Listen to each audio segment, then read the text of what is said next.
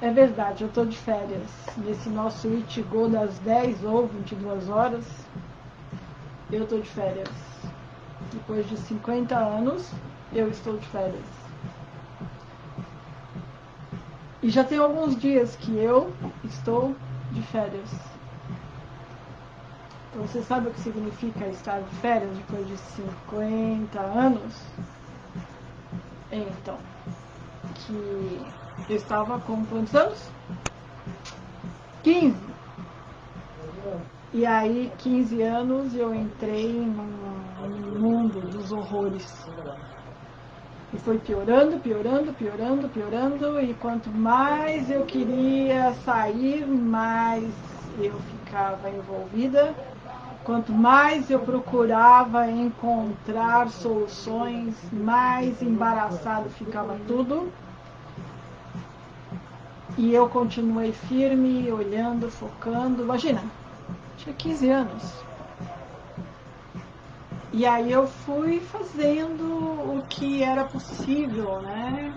Com a idade que eu tinha e dentro do que era possível uma jovem de 15 anos, né? Uma menina,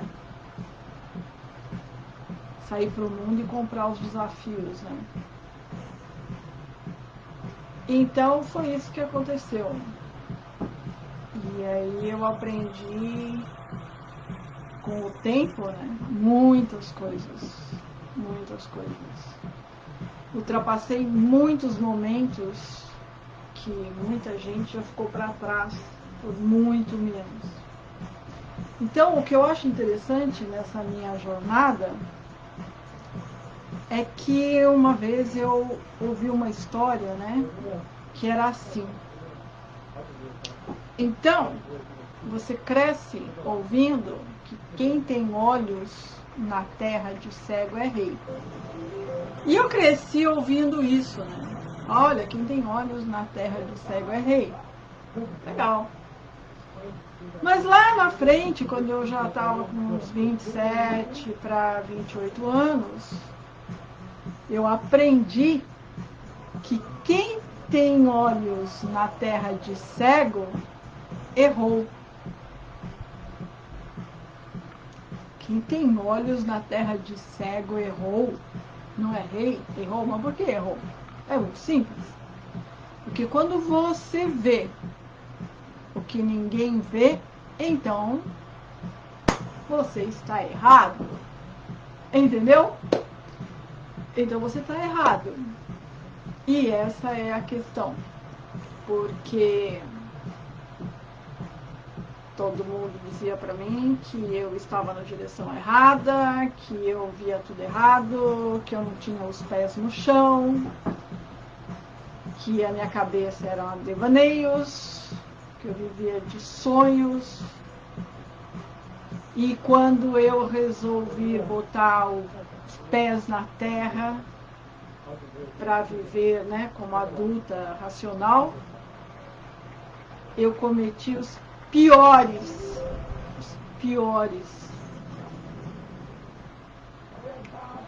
que palavra eu poderia usar para definir o que eu fiz. Não vou falar a palavra que define, mas pode ter certeza que se eu tivesse continuado romântica e com os pés fora do chão, eu jamais teria feito o que eu fiz. Porque enquanto eu estava voando, né, nos devaneios, nos delírios, eu tinha valores, eu tinha princípios e morreria por eles. Mas quando eu fiquei esperta, isso foi na fase do cursinho, quando eu fazia pré-médico, eu falei, nossa, ainda bem que eu acordei, né? E agora sim, eu estou uma pessoa adulta, estou fazendo cursinho para medicina e que legal, né? Então, aí eu fiz cursinho para medicina, no meio do caminho eu fiz uma formação em instrumentação cirúrgica e em 6 meses eu estava dentro do proibida entrada, porque era o que mais me interessava, né? Proibida entrada, o que é que tem atrás do proibida entrada? E em menos de 6 meses eu estava atrás daquela porta que nunca poderia ter entrado. E lá eu fui vendo, né? Fui entendendo e conhecendo, né, em loco as coisas acontecendo ali. Não é coisas que você lê ou estuda, ou vai para uma aula de anatomia, né, e estuda em corpos mortos, já conservados em formol, né? Não, eu via pessoas vivas, abertas, e via os problemas ali. Isso é uma experiência muito diferente. Então, com isso, eu perdi o medo de tudo. Eu não tinha mais medo de nada. Então, essa falta, né, de medo, somado à minha ousadia, somado à minha vontade, né, de, pela primeira vez na vida, ser adulta, eu fiz a maior de todas as minhas. Eu vou usar um eufemismo, tá? Bobagem. Talvez lá na frente um dia eu te conte o que aconteceu, mas por hora não. E eu só sei que isso foi o meu nocaute, porque eu perdi a confiança em mim, eu perdi a fé em mim. E é muito difícil quando você segue a sua vida, né, sem confiança em você mesma, porque eu tinha muita confiança em mim, na minha força, né, eu sempre caía em pé. Mas quando eu me auto-nocauteei, o que sobrou, né, além de nada, o livre-arbítrio. Eu já falei isso várias vezes para você, né, o livre-arbítrio. Eu resolvi escolher continuar. E por quê? Porque eu não tenho vocação para fazer o que estava muito fácil para eu fazer a partir dali. Era muito cômodo, né? Eu podia ter ido para uma praia, fazer uns batiques, uns monstrinhos de durepox. E a vida não ia me cobrar nada e eu ia ter uma vida muito legal, né? Muito legal. E quanto mais eu tivesse airada nas minhas ideias, melhor ia ficar tudo para mim naquele momento. Mas eu disse não. Eu preferi ficar onde eu estava, no inferno. E você fala assim, mas o inferno é um termo. Não, não é um termo. Ou você vive bem, ou você vive mal. Ou você está no céu, ou você está no inferno. E é verdade. Você não faz ideia do que é você mergulhar no inferno dentro desse mundo. Porque o mundo à sua volta está normal. Ele está funcionando do mesmo jeito. Você falava, nossa, tudo está legal na minha vida, né? Eu só tenho que viver. Mas não dava, porque o bombardeio estava aqui dentro, no mundo das ideias. E quando o bombardeio é no mundo das ideias, o mundo fora não tem resposta para você. O mundo fora, ele não tem entendimento no que acontece no mundo dentro. Então isso foi uma coisa minha comigo mesma aqui.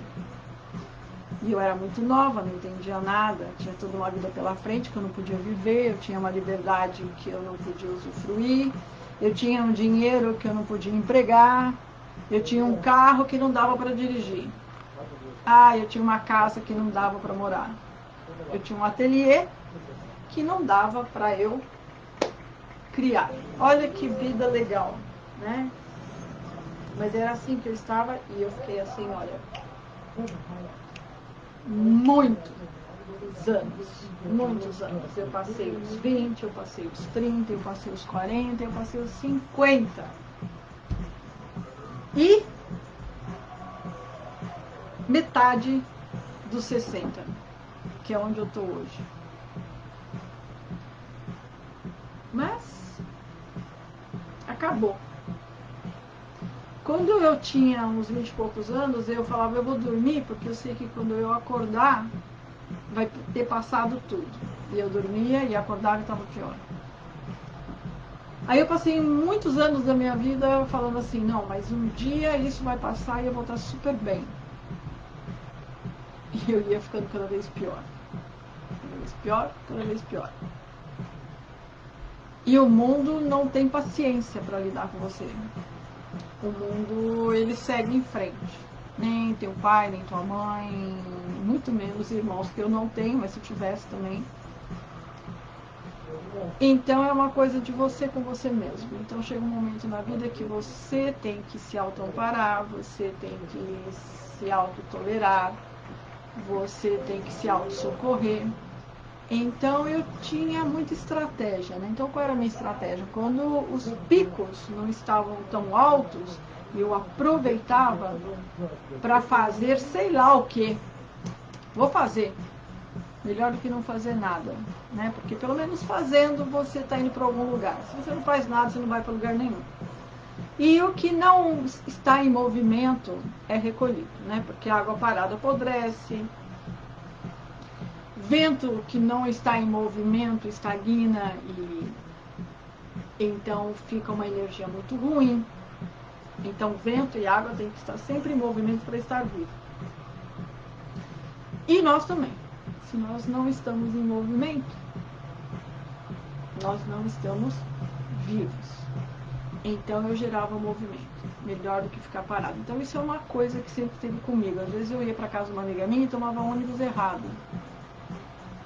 Até chegar à casa dela, eu fazia um tour em São Paulo, mas eu preferia tomar um ônibus errado do que ficar estacionada no ponto de ônibus 1 hora e meia, porque eu nunca sabia que horas que ia passar aquele simpático daquele ônibus Moema. Meu Deus do céu, aquele ônibus Moema durante muitos anos foi o meu inferno, porque eu chegava naquele ponto, ficava horas ali esperando ele passar. Então tinha dias que eu pegava ônibus, ia para outro lugar, e de outro lugar, para outro lugar, outro lugar. Eu falei, pelo menos eu estou andando, estou vendo coisa, estou fazendo alguma coisa. E aí eu cortava um caminho, eu dizia assim, eu corto o caminho pela China, né? Para chegar do lado de casa. Mas era legal, porque pelo menos eu fazia alguma coisa. E essa minha ideia, né? Esse meu jeito de ser é que também me salvou muito, né? Porque eu falava, eu não sei o que eu vou fazer. Ah, mas aí tem yoga para fazer. Ah, tem yoga para fazer? Então eu vou fazer. Não gosto, não suporto, nem sei o que é e não quero saber. Mas se é o que eu tenho para fazer, eu vou fazer. Né? Melhor do que não fazer nada. E aí eu comecei uma nova jornada. Então do yoga eu conheci o do Douyin eu conheci a medicina tradicional chinesa. Da medicina tradicional chinesa eu conheci o meu mestre hoje, né, de espada chinesa. Através desse encontro com a espada chinesa, aí sim eu pude começar a puxar o fio da meada da minha vida. E assim eu fui desenrolando, né, todos os embaraços que estava o fio da minha vida. E como eu adoro desatar nós e fios embaraçados, então eu posso dizer que esses momentos foram momentos até que interessantes e divertidos. Mas caminhei. Em dezembro do ano passado, eu acho que eu cheguei no limite do desespero. Dezembro do ano passado foi o momento decisivo. Foi 2019, dezembro de 2019. Foi meu momento decisivo. Eu estava desesperada. Você não faz ideia. Eu fazia as lives, conversava com você e tal, né? Nos picos altos, né? Ou nos picos menos baixos. Mesmo porque, tanto baixo como alto, né? Quando eu canalizo, né? Aí não tem pico baixo, nem umbral, nem nada, né? Eu canalizei e acaba tudo. E naquele momento, né, eu estou vivendo uma outra realidade. Mas não é sempre que você pode ficar assim. Você não pode ficar 24 horas por dia canalizado. Você não pode ficar 24 horas por dia com a espada na mão pronta para cortar. Se bem que eu vou fazer um adendo, tá? Eu ia fazer uma conversa mais de férias, mas eu vou contar uma coisa para você. Quando eu treinei Iaido com um menino, né? Ele tinha 21 anos. E eu já devo ter citado ele em um outro momento. Eu aprendi muitas coisas com aquele menino. E uma delas foi que ele falou assim, então quando eu tenho um problema, eu visto, né, o Dogi, o Hakama, pego a minha espada, abro o Iai. Abrir o Iai é invocar o Kami e a partir daquele momento deixar de ser a pessoa para ser o Kami da espada, né, que é o Deus da espada. Então ele falou, eu abro o Kami e fico com ele aberto até resolver meu problema. E me parece que ele ficou, acho que até um mês canalizado, até passar uma determinada fase da vida dele. Eu falei, nossa, pode fazer isso? Eu pensei que era assim, você tem um problema, você vai lá, né, no treino, você abre o caminho, faz o combate, elimina o inimigo e depois embanha a espada, recolhe e devolve o caminho para sua morada e volta a ser a pessoa que você é, né? No meu caso, a Velas, certo? Mas quando ele me falou isso, eu falei, nossa, que interessante. Então quer dizer que eu posso abrir o caminho, né, numa situação pessoal minha e ficar com ele canalizado até resolver a questão. Nossa, foi muito bom, porque aí, a partir daí, quando eu tinha algum problema, eu me paramentava toda, ia lá, abria o Iai, invocava o Kami e pronto. Ficava um mês, 2 meses, 3 meses canalizada. E eu tinha uma amiga na época que ela falou, Velas, quando você tá assim, só arruma problema, pelo amor de Deus. E não arruma o problema. Muito pelo contrário. Só aparecem soluções. Por quê? Porque naquele momento, né, tudo é definido e decidido no fio da espada. É um corte só, certeiro e preciso. E aí, seja lá o que for, né, que estiver acontecendo com você, você está resolvendo tudo no fio da espada. E é isso que essa minha amiga temia, né? Porque realmente nessa fase você fica muito afiada, né? E você vai e enfrenta as coisas numa reta só, né? Eu tenho muitas histórias para contar. Uma delas é que eu fui expulsa do tatame porque eu estava canalizada e aconteceu uma coisa, e se eu admitisse que o que aconteceu era o que estava sendo dito para mim, eu não ia mais me olhar no espelho, porque não era aquilo. E aí a gente volta no começo da nossa conversa, não é não? Quem tem olhos na terra de cego errou? Não errei? Então, porque eu sabia que o que tinha acontecido não era aquilo, mas queriam que eu aceitasse. E eu não me olho no espelho. Então eu fui expulsa do tatame. E aí eu saí do tatame e saí do dojo também. E não voltei nunca mais. Aí veio uns argumentos assim, né? De que a minha máscara tinha caído e que eu não estava conseguindo encarar a minha máscara. E não, né? Aí depois veio um argumento, né, de que eu estava sendo afinada numa escala mais elevada, né? Também não, né? Não vou ficar discutindo música e nem afinação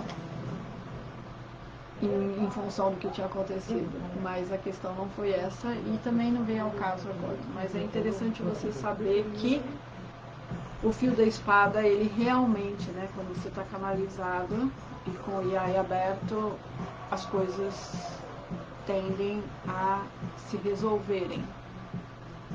E o que não está sendo resolvido, num instantinho de nada, já define posição e pronto. Que foi o que aconteceu naquela questão do tatame. É só o que eu vou falar sobre isso. Mas era uma questão que já vinha há mais de anos, tá? E aí a coisa tomou uma proporção que eu falei, eu não entro mais nesse dojo se eu não tiver com o Iai aberto. E eu entrei com o Iai aberto e quase morri. Eu fui fazer um rolamento e me deram um soco nas costas quando eu estava mais ou menos a essa altura do chão. E o soco que eu recebi aqui no meio dos omoplatas abriu meus braços e eu perdi o arco do rolamento, né? E eu fui de cabeça no chão. Eu só tive tempo para pensar assim, será que o pescoço vai aguentar esse impacto? Mas aí eu acho que o caminho, né, me salvou, porque a minha cabeça, ela virou e eu queimei o rosto uns 2 metros no tatame. Antes de eu ser expulsa do tatame. Muito bem. 3 dias depois eu tinha uma matéria para, acho que, o Jornal da Tarde. E foi complicado fazer essa matéria para o Jornal da Tarde, porque o fotógrafo veio em casa para fazer as fotos e teve que ficar escolhendo o ângulo, né, para fazer a foto, porque eu estava de olho roxo, o rosto queimado. E como você vai fazer uma matéria, né, e fotografia para um jornal, né, com o rosto daquele jeito, né? E o fotógrafo olhou e tipo, sabe, ele olhou e tipo, mas eu acho que ele nem quis perguntar, né? Afinal de contas, a gente estava falando sobre arte marcial, então grandes emoções. Mas eu estou de férias. Porque acabou todos os problemas. Todos. Estou respirando mais aliviada, estou livre. Até quarta-feira passada, eu ainda estava, né, num processo. Até quarta-feira passada, mas quarta-feira passada encerrei aquela fase da minha vida, ficou lá atrás. Então hoje eu estou no 8º dia da minha nova fase, que é a fase da libertação, porque acabou toda aquela parte da minha vida que ficava 24 horas por dia me cobrando, me tirando o sossego, me tirando a paz, e toda hora era uma coisa que acontecia, e toda hora tinha um perrengue, mas nada. Daqui pra frente é só alegria. Entendeu? E eu quero fazer o quê? Eu quero pegar uma estrada com a minha Lamborghini, claro, né? Porque agora vai ser assim. Ah, Bel, você tá pirando. Tô? Então tá, então me deixa pirar em Lamborghini, tá? E é isso. Falei sem dizer, né? Por quê? Porque não importa o tamanho do seu caos, não importa o que o mundo diga em relação ao seu momento, não importa. Importa é o que você faz em função do seu momento, né? Eu nunca acreditei e nunca aceitei diagnósticos. Eu sempre preferi o meu curandeirismo, como o próprio oncologista falou para mim, sabe? Minhas galinhas pretas com as minhas velas vermelhas, eu preferi, né? Do que ir lá para uma sala de cirurgia ser mastectomizada. Ah, nós estamos no Outubro Rosa, né? Então, e eu fui para as minhas galinhas pretas, né? Para as minhas fitas vermelhas. E 40 dias depois, ele ficou impressionado. 40 dias depois, né? Eu tinha a mão limpa. Então eu prefiro seguir o meu caminho, que é o caminho dos delírios, né? Da viajante, da romântica, né? Como eu sempre fui rotulada a minha vida toda. Então, quando eu era menina, eu era mal criada. Quando eu era adolescente, eu era rebelde. Mas agora, eu sou irreverente. Não é legal? Não é interessante? Ó, ganhei um 10. Valeu, Wagner.